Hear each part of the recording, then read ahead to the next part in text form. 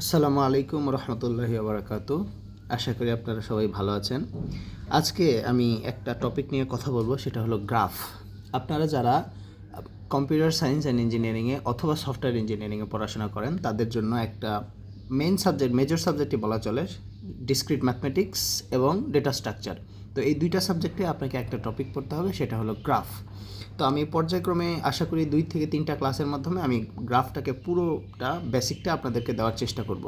তো চলুন আজকের ক্লাসটা শুরু করা যাক। আর আজকের ক্লাসটা আশা করি আপনাদের সবার ভালোই লাগবে। তো চলেন শুরু করি গ্রাফ দিয়ে।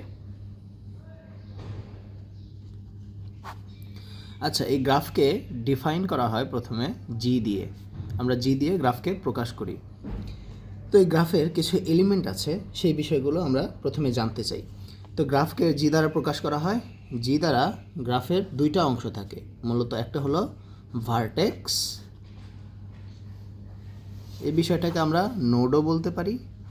আরেকটা হলো এজ, যেটাকে আমরা লাইন হিসেবে প্রকাশ করি। চলুন একটা এক্সাম্পল দিয়ে দেখা যাক। ধরুন এই জায়গায় একটা গ্রাফ আমাদের এইভাবে দেওয়া আছে। এটা ধরলাম V1, এটা V2, এটা V3।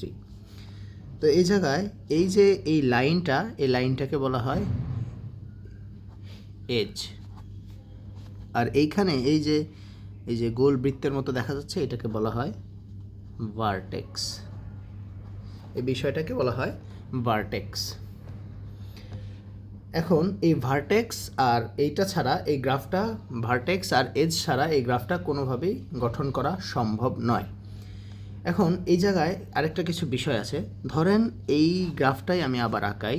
এখানে এটা একটা, এটা একটা। এই গ্রাফে আমরা এটা একটা ভার্টেক্স, এটা একটা এজ, এটা একটা ভার্টেক্স, এই সবগুলো একটা করে এজ। এখন এই গ্রাফে এটা V1, এটা V2, এটা V3। এখন এই গ্রাফে আমি ধরলাম এখানে আমার আরেকটা আছে, এজ আছে, শুধুমাত্র সিঙ্গেল একটা সাথে আরেকটা, একটা ভার্টেক্সের সাথে আরেকটা ভার্টেক্স কানেক্ট হওয়ার জন্য শুধু সিঙ্গেল আমার একটা এজ আছে শুধু। এই এজটাকে বলা হয়, এই যে এই ভার্টেক্সটাকে বলা হয় পেন্ডেন্ট ভার্টেক্স। এটাকে বলা হয় পেন্ডেন্ট ভার্টেক্স। তারপর আমি ধরলাম এই বরাবর আমার আরেকটা ভার্টেক্স আছে, বাট এই ভার্টেক্সটা আমার কোনো এজ দ্বারা কানেক্ট নাই, তাহলে এটাকে আমার বলা হবে আইসোলেটেড ভার্টেক্স। এই ভার্টেক্সটাকে আমার কি বলা হবে? Isolated vertex.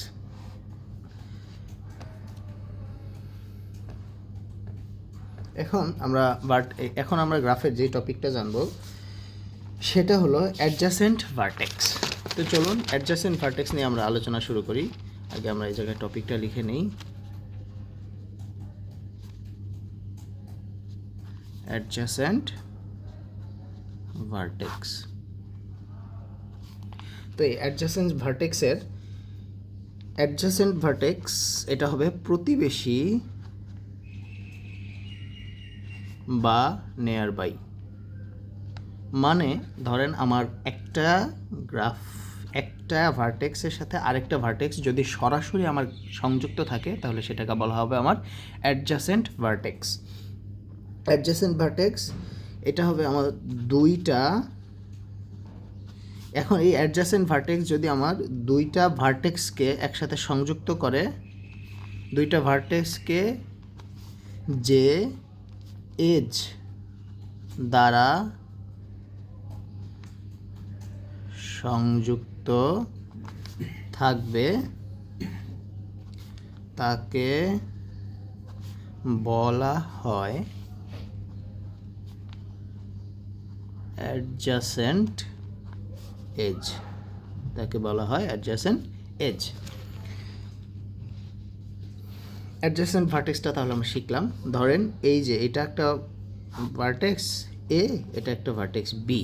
এই যে এই ভার্টেক্সটা বি ভার্টেক্সের সাথে সরাসরি সংযুক্ত আছে, তাহলে এটাকে আমার বলা হবে, এই এ ভার্টেক্সটা আর বি ভার্টেক্সটা যেহেতু সরাসরি সংযোগ, তাহলে এটাকে আমার অ্যাডজাসেন্ট ভার্টেক্স। আর এই যে এই এজ দ্বারা সংযুক্ত আছে, তাই এটা হবে আমার অ্যাডজাসেন্ট এজ।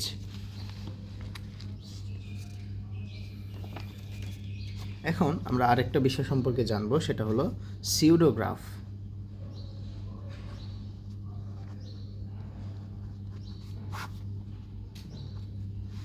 সিউডোগ্রাফ হওয়ার জন্য, সিউডোগ্রাফকে বলা হয় ধরেন মিথ্যা গ্রাফ।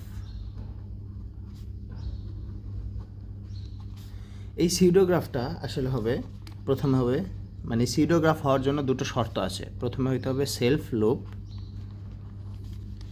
সেকেন্ড হলো মাল্টি এজেস। আমি পর্যায়ক্রমে বলছি কোনটা কি। এখন ধরেন আমার এই জায়গায় একটা গ্রাফ দেওয়া আছে, V1, এটা V1, এটা V2, এটা V3। এখন এই গ্রাফে আমার এই জায়গায় এইভাবে একটা সেলফ লুপ দেওয়া আছে এবং এই জায়গায় ধরলাম আমার আর কিছু মাল্টি এজ দেওয়া আছে। তাহলে এই গ্রাফটা কি আমার সিউডোগ্রাফ হবে? জি, এই গ্রাফটা আমার অবশ্যই সিউডোগ্রাফ হবে, কারণ সিউডোগ্রাফ হওয়ার আমাদের দুইটা শর্ত। প্রথমে হলো সেলফ লুপ হতে হবে, আর দ্বিতীয়ত হলো মাল্টি এজেস হতে হবে। তাহলে এই জায়গায় আমরা দেখছি আমাদের একটা সেলফ লুপ আছে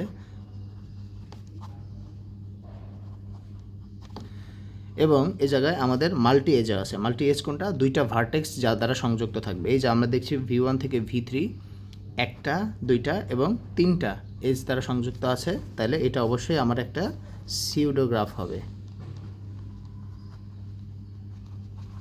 সিউডোগ্রাফ হবে।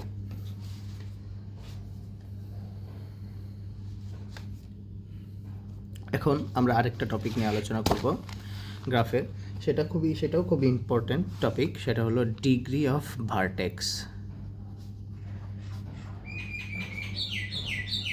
অথবা adjacence of vertex. Degree of vertex অথবা আমরা এটাকে অ্যাডজাসেন্ট অফ ভার্টেক্স হিসেবেও লিখতে পারবো। তো এই দুইটা হওয়ার জন্য আমার দুইটা জিনিস কাউন্ট করতে হবে। একটা হলো নাম্বার অফ এজেস, আর এই জায়গায় আরেকটা হবে সেলফ লুপ হতে হবে। তাহলে দেখেন আমার এই জায়গায় ধরেন আমি আবার আগের গ্রাফটাই আমি ড্র করব। এই জায়গায় আমার একটা গ্রাফ আছে, এটা V1, এটা V2 আর এটা V3। এই জায়গায় আমার একটা সেলফ লুপ দেওয়া আছে, আর এই জায়গায় আমার একটা কি দেওয়া আছে বলেন তো? এটাকে বলা হয় কি? Pendant vertex.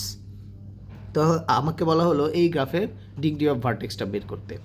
এখন ডিগ্রি অফ ভার্টেক্স বের করার জন্য আমি প্রথমে V1, V2, V3 এর ডিগ্রিটা বের করব। এখন ডিগ্রি অফ ভার্টেক্সটা কীভাবে বের করা হয় দেখেন। ডিগ্রি অফ ভার্টেক্স মানে হলো এই যে V1, এটার আমি ডিগ্রি অফ ভার্টেক্স বের করব। ডিগ্রি অফ ভার্টেক্স মানে হলো এই V1 এর সাথে কয়টা এজ সরাসরি সংযুক্ত আছে, এটাকে বলা হয় ডিগ্রি অফ ভার্টেক্স। তাহলে V1 এর সাথে আমরা দেখতে পাচ্ছি 1, 2, 3, তিনটা এজ সরাসরি সংযুক্ত আছে, তাহলে এটার ডিগ্রি অফ ভার্টেক্স আমার 3। এখন সেম ওইভাবেই DV2, এটার জন্য আমার ডিগ্রি অফ ভার্টেক্স কত হবে? V2 1, 2, তাহলে 2।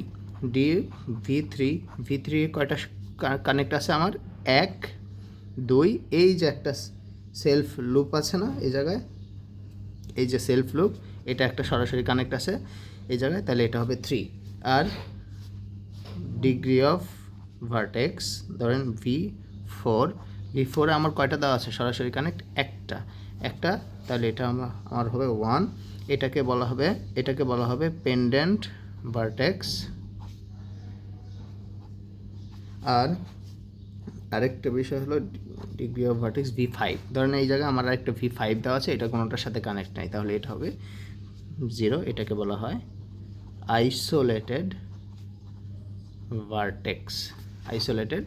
ভার্টেক্স। এখন আরেকটা বিষয় আমরা জানবো, সেটা হলো গ্রাফের আইসোমরফিজম। একটা গ্রাফ আমার দেয়া থাকবে, ওই গ্রাফটা আমার আইসোমরফিক হবে কিনা সেটা জানার জন্য, সেটা আপনাদের পরীক্ষায় আসতে পারে বা আপনাদের ক্লাসেও পড়াবে শিওর।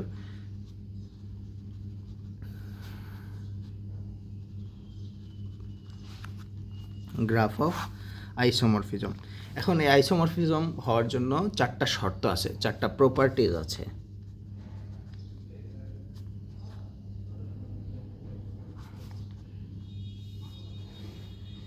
আরেকটা কথা হলো, এই গ্রাফ অফ আইসোমরফিজমটা কিন্তু যখন আমার এক্সামে দুইটা গ্রাফ দেওয়া থাকবে, বলবে যে এই দুইটা গ্রাফ কি আইসোমরফিক কিনা প্রমাণ করো বা দেখাও, এই টাইপের 3 থেকে 4 মার্কের কোশ্চেন আপনাদের থাকতে পারে।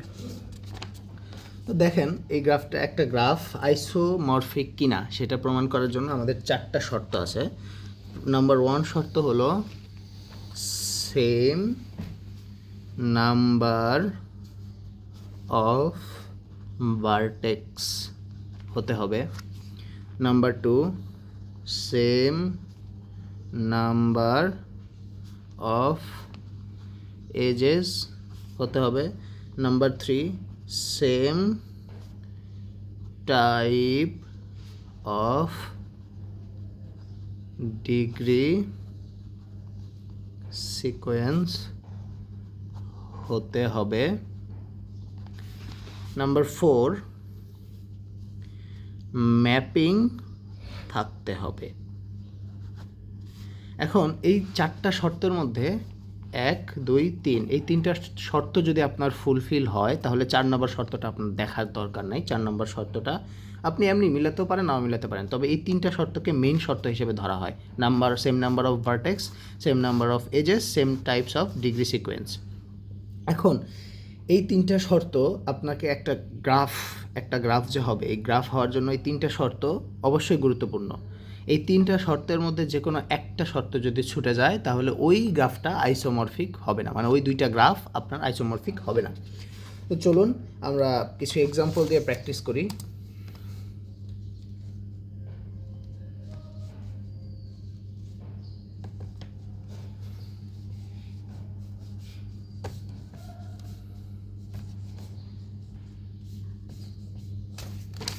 আচ্ছা, এখন আমরা 2টা এক্সাম্পল দেখব, চলেন।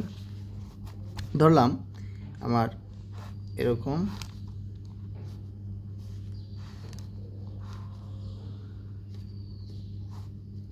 একটা গ্রাফ দেওয়া আছে, এটা আমার U1, U2, U3, U4, U5। আবার এই পাশে আরেকটা গ্রাফ আমাদের দেওয়া আছে, ধরেন এটা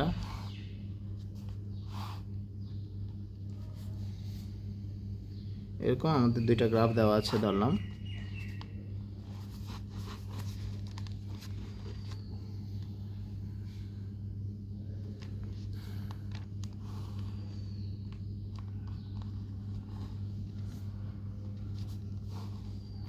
এরকম আমার 2টা গ্রাফ দেওয়া আছে, এটা হলো V1, V2, V5, V3, V4।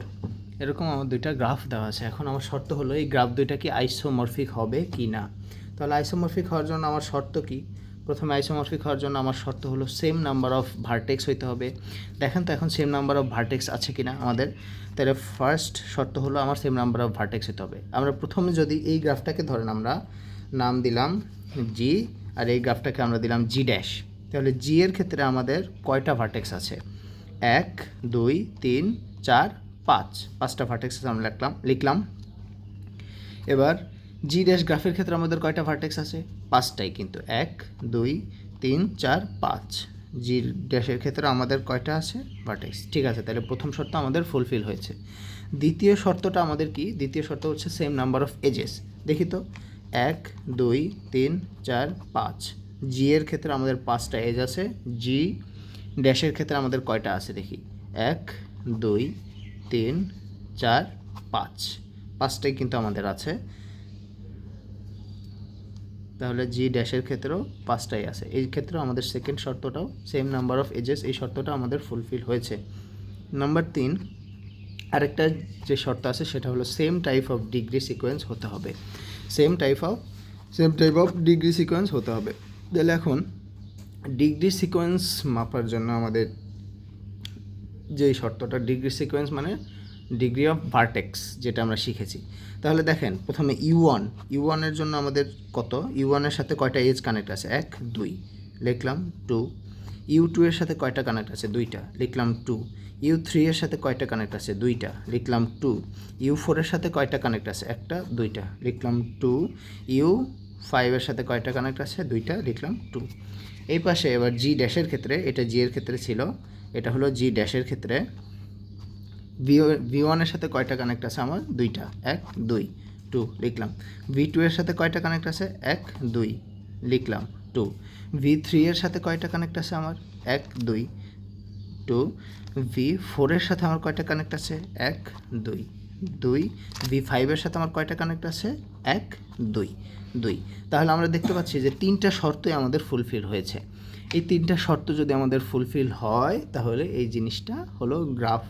এই দুইটা গ্রাফ হলো আমাদের আইসোমরফিক, ঠিক আছে।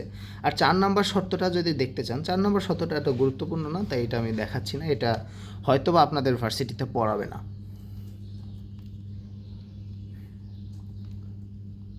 এখন চলেন, আমরা তো দেখলাম একটা আইসোমরফিক গ্রাফ। এবার গ্রাফ যদি আইসোমরফিক না হয়, নন আইসোমরফিক গ্রাফ হয়, তাহলে কেমন হবে আমরা একটা এক্সাম্পল দেখে আসি। Example of non isomorphic graph. Example of non isomorphic graph. এবার আমি ধরলাম এই আবার আগের মতো আমি একটা গ্রাফ আঁকাবো, দুইটা গ্রাফ আঁকাবো। এটা হলো U2, এই জায়গায় একটা U1, এই জায়গায় একটা U5, এই পাশে একটা U3 ধরলাম, এই জায়গায় একটা ধরলাম U4, এটার সাথে এটা সংযুক্ত। এখন এইটার সাথে এটা কানেক্টেড, ঠিক আছে। এই পাশে আমরা আরেকটা গ্রাফ ড্র করব। এটা হলো V1, এটা হলো V5, এটা হলো V2, এটা হলো V4, এটা হলো V3, এটার সাথে এটা কানেক্টেড। আর দুঃখিত, এটার সাথে এটা কানেক্টেড নয়, এটার সাথে এইটা কানেক্টেড, ঠিক আছে। চলেন এবার এই দুইটা গ্রাফ আইসোমরফিক হবে কি না। তাহলে প্রথম শর্ত আমার কি? সেম নাম্বার অফ এজেস হতে হবে। এই জায়গায় দেখি আমরা এজ কয়টা আছে। এই গ্রাফের ক্ষেত্রে আমার এজ আছে 5টা, এটার ক্ষেত্রে এজ আছে আমার 5টা, ঠিক আছে, এটা মিলল 5 = 5। সেকেন্ড, এই নাম্বারের এটার ভার্টেক্স আর এটার ভার্টেক্স আমরা করলাম। এবার আমরা দেখব এজ। তাহলে দেখি এজ কয়টা? 1 2 3 4 5 6। এটার এজ আমার 6টা, আর এই গ্রাফের এজ আমার কয়টা হবে? 1 2 3 4 5। মিলল না? মিলল না। আচ্ছা, আমরা বলেছি যে তিনটা শর্তের মধ্যে একটা শর্ত যদি ফুলফিল না হয় তাহলে সেই গ্রাফটা আইসোমরফিক হবে না। আমরা দেখতে পাচ্ছি যে সেকেন্ড শর্তে আমাদের নাম্বার অফ এজেস সমান হয় নাই, একটাতে হয়েছে 6টা আর একটাতে হয়েছে 5টা, তাহলে এই গ্রাফটা আমাদের আইসোমরফিক না। এখন আপনারা চাইলে আপনারা যদি পরীক্ষায় লেখেন তাহলে আপনারা তিনটা শর্তই দেখাবেন। ধরেন আমার এই যে 2 নম্বরেই গ্রাফটা আমার আইসোমরফিক হলো না, এই শর্ত আমার ফুলফিল হয়ে গেছে, তারপর আপনারা তিনটা শর্তই দেখাবেন, দেখিয়ে তারপরে এইভাবে বলবেন যে এমক নাম্বার বা 2 নাম্বার অপশনে আমরা দেখতে পাচ্ছি যে আমাদের নাম্বার অফ এজেস সমান হয়নি দুইটা গ্রাফের মধ্যে, তাই এই গ্রাফটা আইসোমরফিক না, নন আইসোমরফিক। ওকে, এটা গেল আমাদের আইসোমরফিক গ্রাফ। এখন আইসোমরফিজম গ্রাফের এখন আমরা আরেকটা গ্রাফ দেখব, সেটা হলো বাইপারটাইট গ্রাফ। এই পাশে লিখি।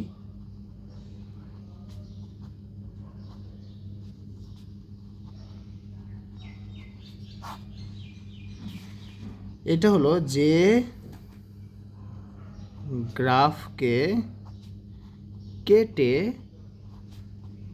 সমান 2 ভাগে ভাগ করা যায় তাকে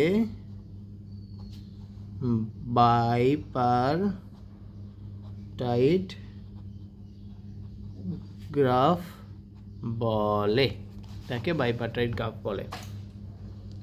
ধরেন আমাদের এরকম একটা গ্রাফ দেওয়া আছে, এইটা আমি ধরলাম এ অথবা বি, অথবা আমি ধরি এই পাশে ধরেন একটা রং রাখা আছে, এটা হলো রেড আর এক পাশে ইয়েলো। এখন আমাকে বলা হলো যে এই গ্রাফটাকে কি কেটে সমান 2 ভাগে ভাগ করা সম্ভব? আমরা বললাম যে সম্ভব। কিভাবে? এই যে এইভাবে, এভাবে কাটলে এই পাশে অর্ধেক এই পাশে অর্ধেক সমান 2 ভাগে ভাগ করা যায়, তাই এটা একটা বাইপারটাইট গ্রাফ। কিন্তু সেমভাবে যদি আরেকটা গ্রাফ আমাদের ধরা হয় এরকম, এই গ্রাফটা কি বাইপার্টাইট গ্রাফ হবে? এটা এ বি সি। দেখেন এই গ্রাফটাকে যদি আমরা এইভাবে ভাগ করি, সমান 2 ভাগে ভাগ করা সম্ভব না, তাই এটা নন বাইপার্টাইট গ্রাফ, নন বাইপার্টাইট গ্রাফ। তাই এটা আমাদের একটা নন বাইপার্টাইট গ্রাফ। ওকে, আজকের ক্লাসটা এই পর্যন্তই থাক। কালকের ক্লাসে আমরা graph representation, adjacency matrix, incidence matrix, adjacency list, এই বিষয়গুলো নিয়ে আমরা আলোচনা করব। ভিডিওটা যদি ভালো লাগে তাহলে অবশ্যই আমাদের সাথেই থাকবেন। আসসালামু আলাইকুম রহমতুল্লাহি ওয়া বারাকাতুহু।